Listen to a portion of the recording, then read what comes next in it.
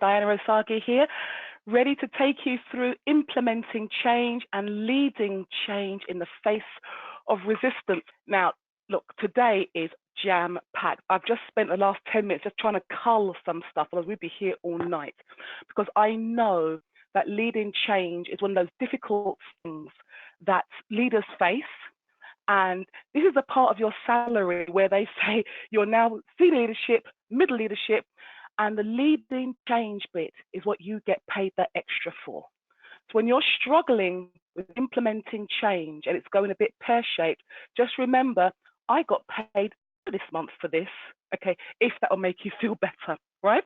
I don't read PowerPoint to you, so there you go. Those are the 4 things that we're going to be focusing on tonight.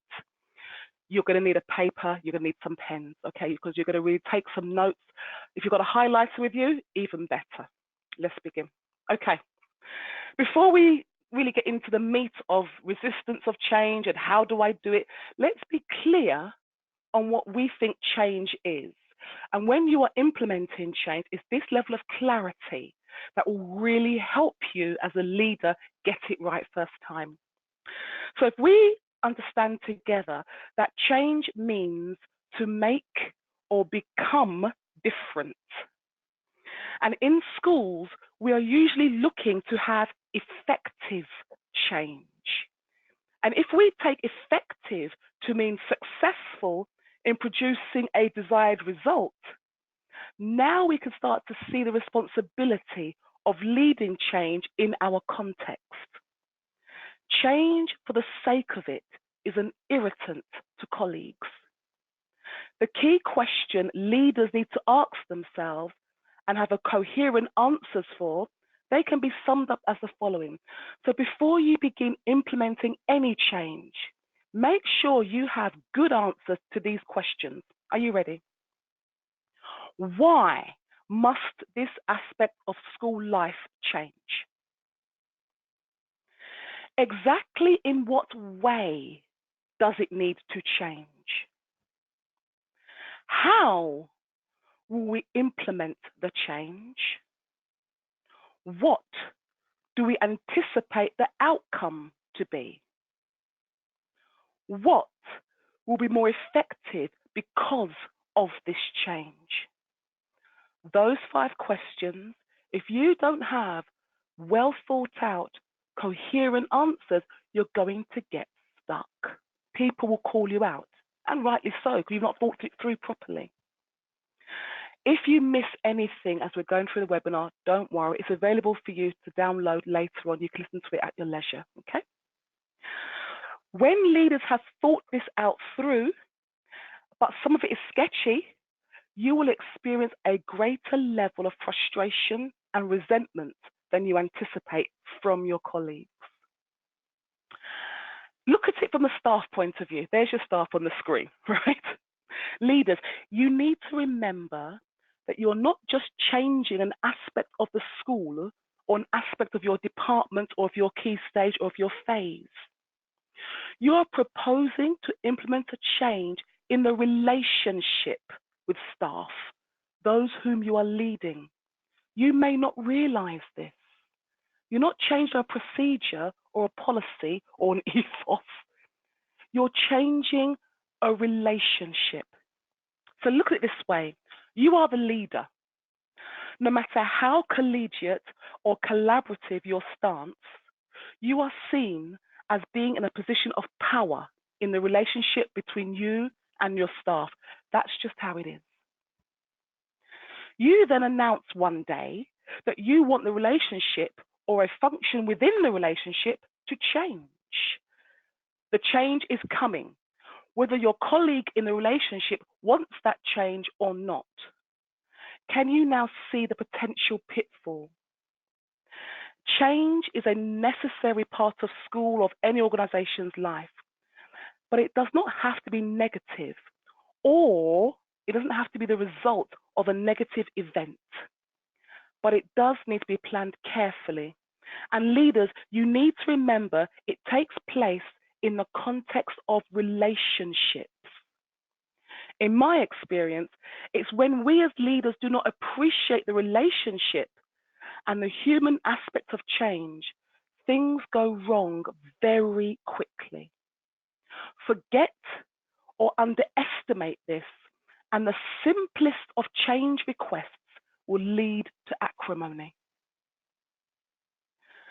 Change is at the heart of the human experience, at the heart of relationships. Start with that realization when you as a leader are thinking about change. So let me just share with you some basic truths. Grasp these and change will be easier for you to implement.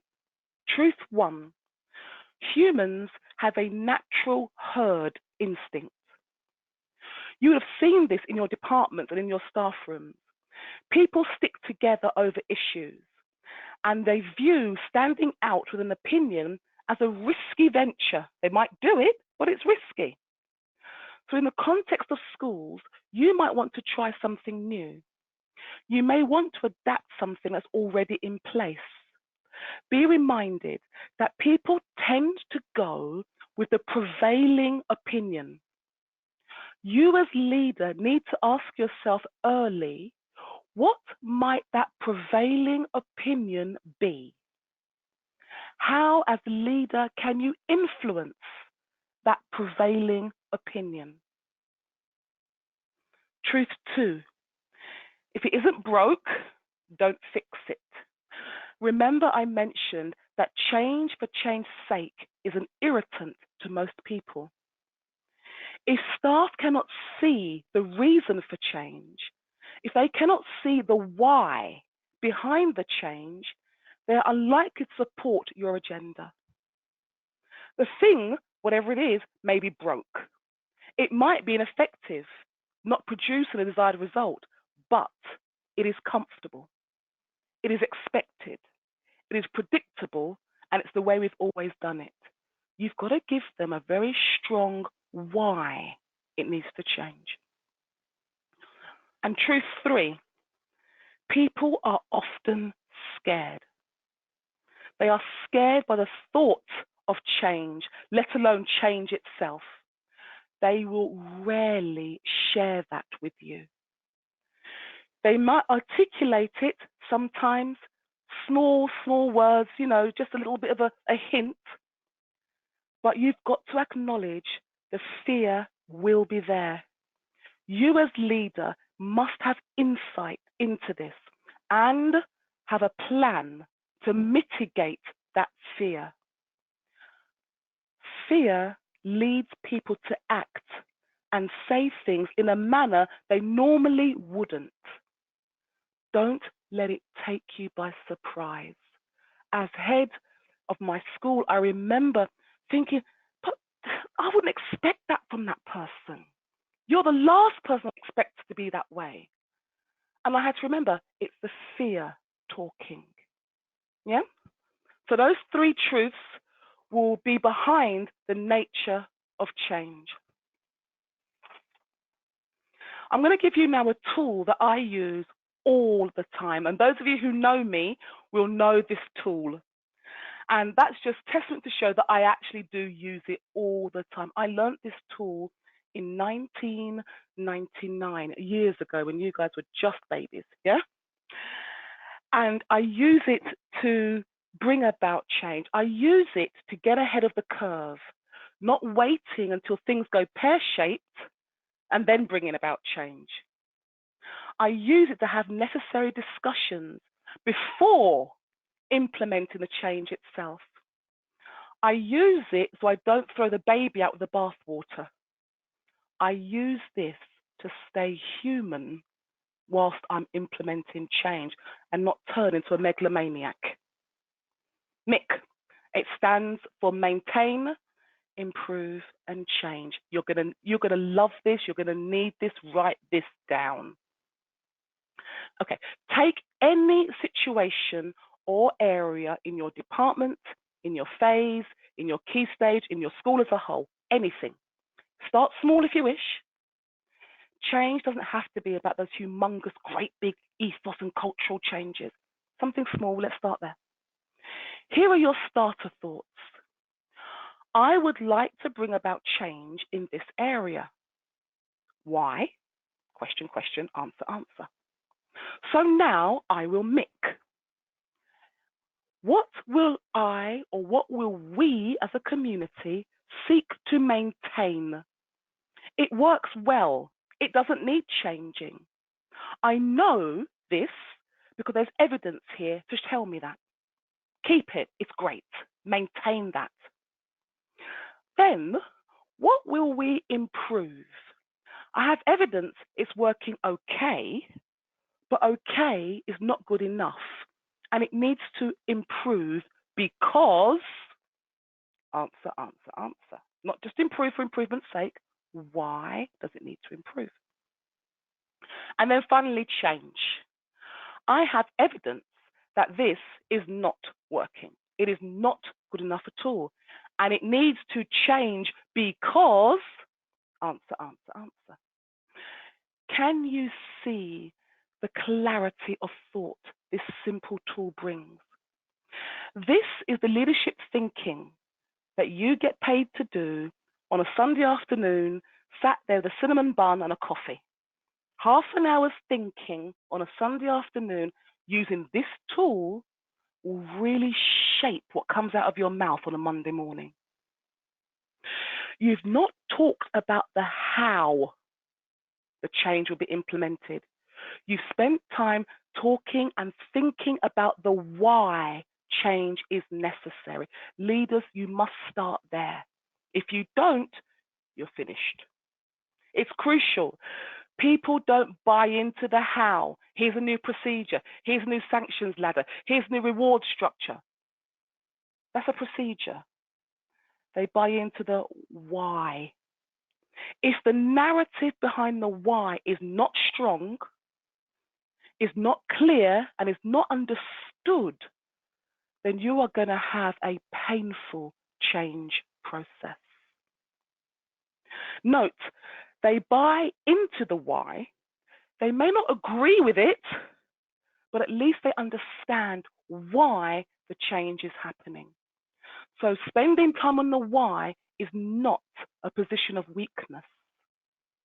It is your strength under control, sharing the why before you launch into the how. Spend time there. It's worth it. And now we get to the meat, if you like, because I know this is the area where people really do want support, advice, and help. How we manage the resistance to change. Okay? So overcoming that resistance from colleagues, I'm going to spend a lot of time here. Your pen's going to be on fire as you're writing down your notes.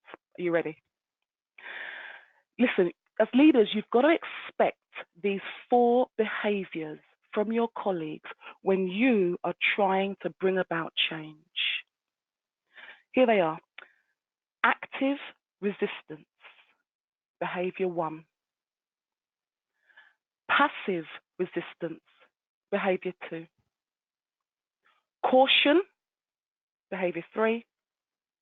Enthusiasm, behavior 4. But first, let me point out a caveat to you. Listen well. If everyone is resolute that the idea you have or the change you are proposing is absolutely ludicrous, and I mean there is a complete sea of dissent, there is nobody who thinks this is a good idea or in any way a good thing to pursue, then it's likely that one of these 3 things is happening. 1, you are a complete genius. You have stumbled on an idea that is totally unheard of in all the earth, and it is so mind-blowing that not one colleague can understand it. No one's thought of it. They can't understand the brilliance of what you are saying. Scenario 1. Or scenario 2, your argument is fundamentally flawed, and in your passion for change, you cannot see what is obvious to everybody else. Or scenario 3, you have spent time explaining how the change should occur. You focused on the process, but you have not convinced enough people of why the change should occur, focusing on the purpose. Nobody buys into process, everybody buys into purpose. The why has to be strong enough to hold the change together. Colleagues, they need to be secure in the purpose of change. If you don't secure people in that, they can't follow you. They won't follow you, and dissent will come. Don't take it personally when dissent comes.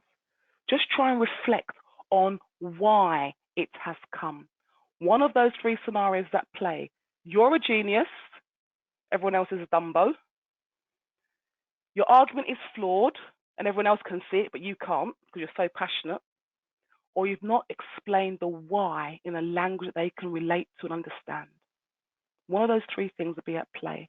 Reflect, step back, and rethink. So let me focus on you first and your understanding of what's going on before we deal with each behavior in turn. Listen, you as a leader, you need to actively listen. Listen to understand, not just to hear. Write that down. I, as a leader, must actively listen. I must learn to listen so I understand, not just so I've heard what's been said. Do this with your teams as you talk through the change on a larger scale. Do it again with individuals. Active listening from leaders underpins successful change. If you choose not to do this, you will have painful change processes. Simple as. Change will elicit the emotion of fear in many colleagues. Some will become upset to the point of becoming irrational. You must know this. Expect it. It will be there. Change will expose weakness in competence. It will expose weakness in approach. And it will expose weakness in skill level in your colleagues. Let me say that again. Change will expose weaknesses in competence, weaknesses in approach, and weaknesses in skill level in your colleagues. What will your response be when this occurs? Do you go and cull your staff and get new ones? Do you support your staff and train them? Do you listen? Do you help? Do you remain their advocate now their exposure has occurred, or do you become their adversary? You need to establish your own competence as a change leader. Let me tell you what I mean. If you are leading curriculum change, when you are clearly strong in pastoral aspects of school life, your credibility is low. Nobody follows leaders with low credibility. Doesn't mean you can't try something new, something out of your box, but that should shape your narrative. As in, I'm learning as we're learning together. I don't have all the answers. I'm not an expert in this field. I am learning. This I know, this I don't know, rather than just standing there bleating on as though you know it all and people know clearly you don't. Yeah? So establish your competence as a leader in the area of where you're trying to lead change. If you're not an expert, don't pretend you are. If you're learning, say so. People respect genuine truth. So let's get to those 4 behaviors. I know you're ready. Okay. You're going to deal with the active resistance. When you see this sort of behavior in colleagues, you are likely to see the following. They will be very transparent in their resistance. They will be vocal, very outspoken. They will try to recruit support to their cause. Now, I am assuming that you have checked the source of active resistance is not because your plans are fundamentally flawed, i.e., they're non-compliant with HR rules or something like that. Okay, of course, you'll have active resistance if fundamentally you're doing something that's going to break the law, or that's something that's just fundamentally wrong. So let's assume that this group of people or person simply doesn't want to change to the new way of working, or to the new plan, or to adopt a new approach. You, as leader, must take account of the drivers of resistance that is active. These drivers include, are you ready? Fear, we've talked about that. Lack of skill or competence. I'm not going to change that because I can barely do what I'm doing now, let alone do the new thing. A sense of, we've tried this before and it didn't work. A sense of, this is a complete waste of time.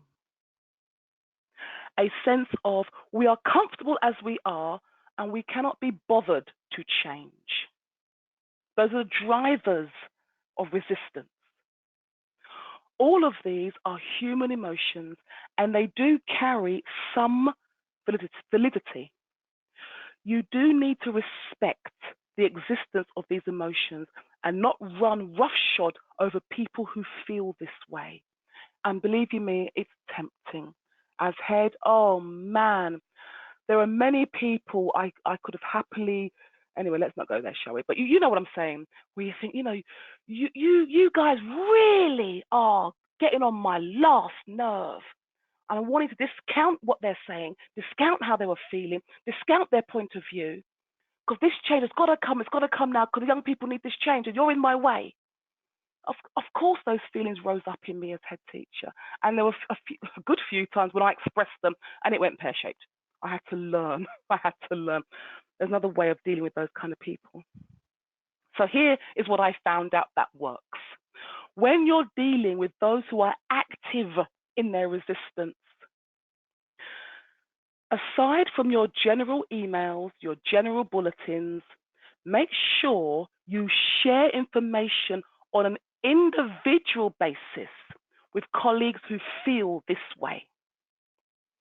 Open invitations to surgery, drop-ins and clinics. Listen, this is where I made my mistake. You must speak to the active resistors. Don't ignore them and hope they go away. That takes courage. And I'm going to let that sink in for a moment because you can picture the person right now who is behaving this way as an active resistor or is likely to when you announce your change. And that's the person you must individually speak to and share the change with as the change is going along. Do not hope they go away. Don't hope they've suddenly become silent. You don't ignore people like that. Confirm what you have said to them in writing. Now listen, they may not agree with you, but they are still part of the process. So involve them in the information and the discussions. They may not agree, and that's fine. That's an option that is open to them. They can take that road. But here's the thing. Compliance is not optional. Explain very clearly the level of and the quality of work needed. Again, you explain that in person, you confirm it in writing. I'll say it again. Compliance is not optional. If you choose to disagree with me, fine. But you must comply with what we are doing. Ensure appropriate training is given, and even though they're actively resisting you, they need support, just like anybody else. Keep sharing the why of the change with these people. Don't be afraid to do this. You cannot overshare the message of why. Make it personal. Keep it alive. Remember, everyone buys into the why, not the how. Those are your active ones. Behavior 2, these are your passive resistors. Now listen, passive resistance is also a human emotion. Okay? You need to remember that. Don't just run roughshod over them. They're passive resistors, but they're still human. But I think it is the most dangerous of the 4 types of behavior that you will encounter in schools, in any organization, especially when you want to implement change. Dangerous, why? It is a seat of gossip. It is a seat of rumor. It is a seat of undermining behavior. Passive resistance will spread like wildfire amongst your vulnerable colleagues, your NQTs, the people who've just come to your community. These guys are vulnerable to those people who are passive resistors. It tests the values of your community, of your department, of your leadership in an underhand manner, pushing at those boundaries. How far can I get away with this? How much can she take before she breaks? It is dangerous behavior. And an example of a passive resistor, they're the ones that sit in the meeting, don't say yes, don't say no. They're just on their phone, for example. They huff and sigh at appropriate times. They're the first to leave. As soon as the meeting's over, out the door. They're the ones that walk in late. So everyone notices when they come in, oh, I'm sorry I'm late, and they'll take their place. You know those who are not open in their resistance, but underhand and undermining what you as leader are trying to do.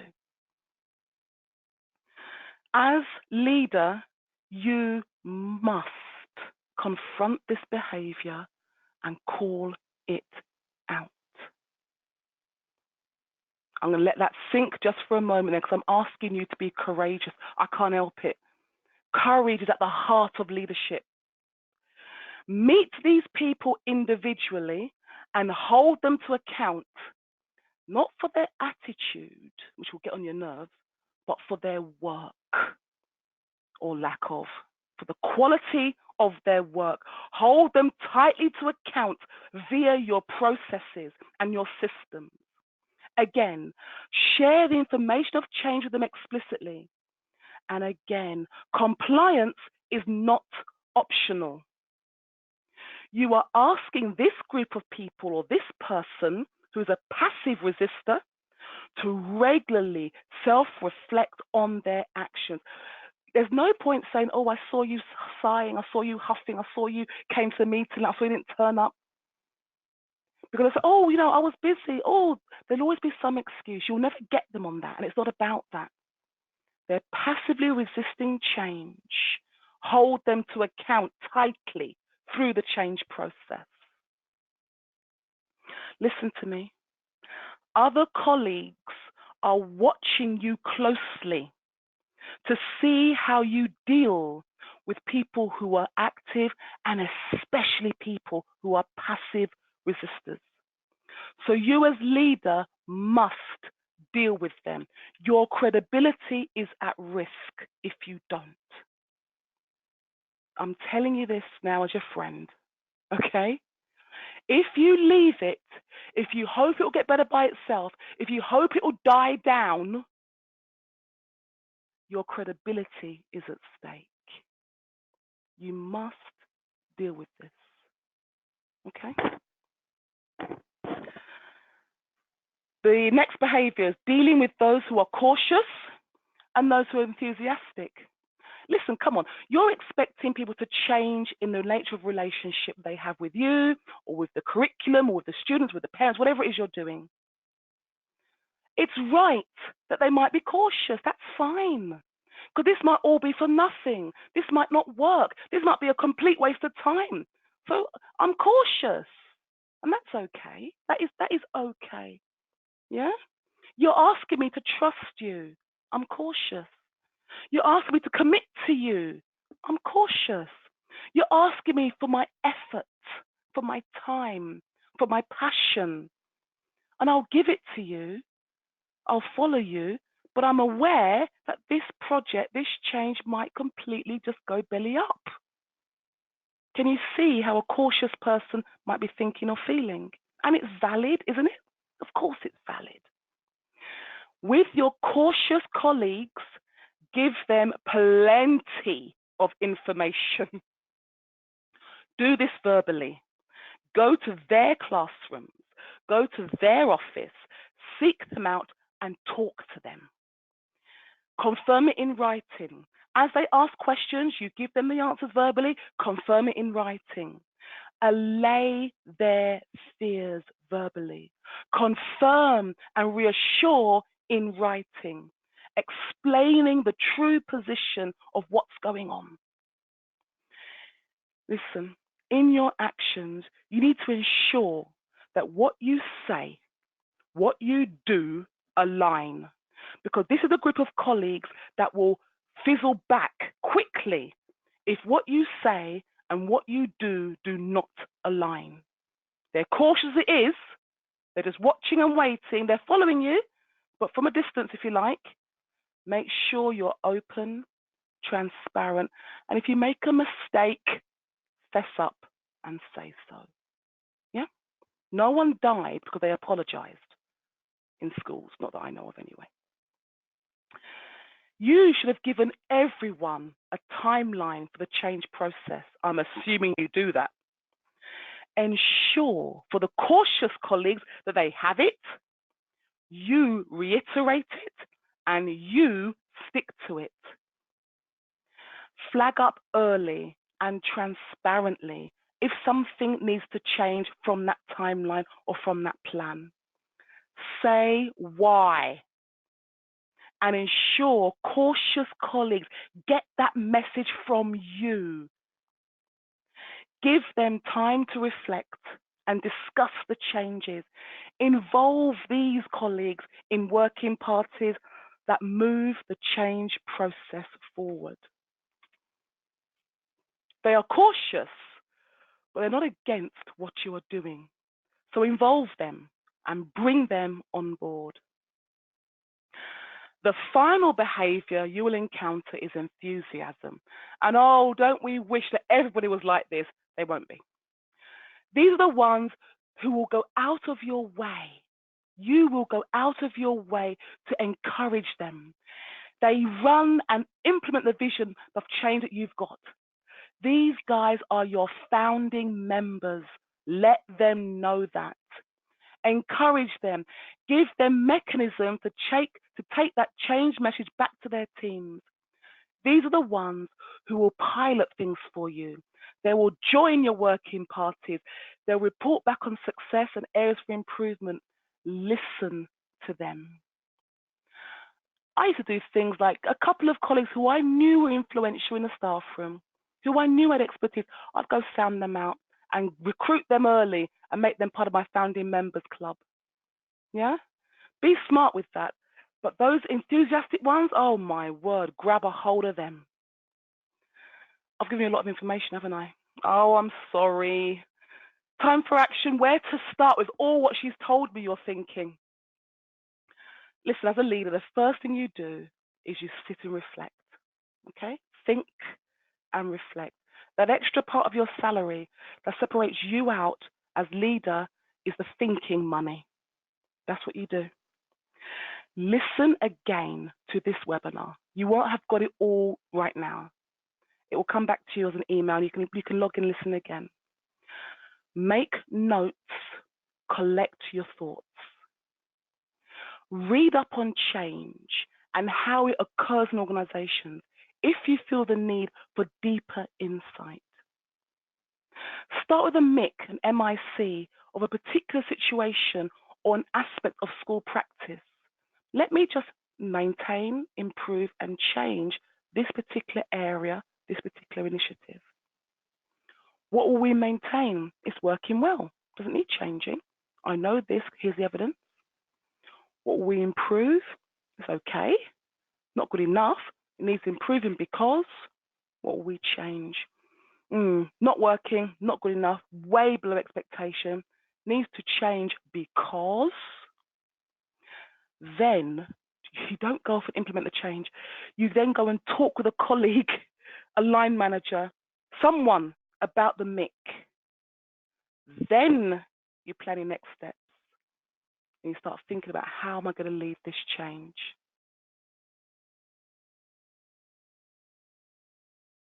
you.